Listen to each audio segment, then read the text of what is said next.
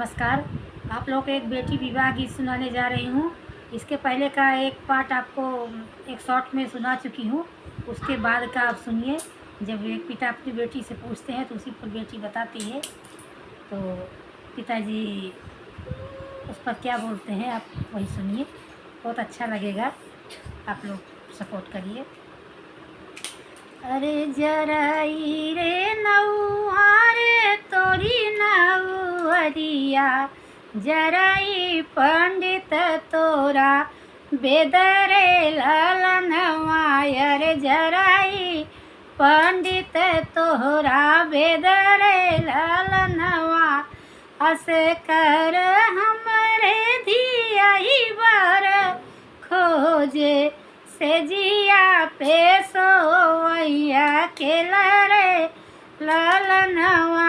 अरे से जिया पे सोवैया के लरे ललनवा, काहे के जरई बाबा नौआ के नौहरिया, काहे पंडित कर बेदरे ललनवा।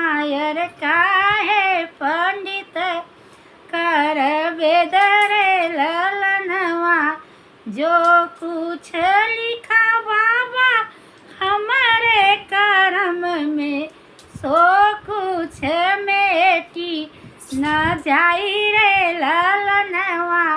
अरे सो कुछ मेटी न जाई रे ललनवा, उसर गोड़ी गोड़ी का करी बोए नहीं जाने तीत की मीठरे ललनवा।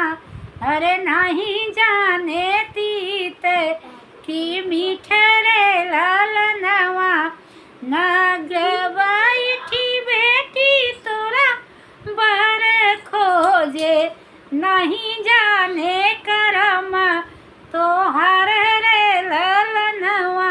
अरे नहीं जाने करम तोहर रे ललनवा। नमस्कार।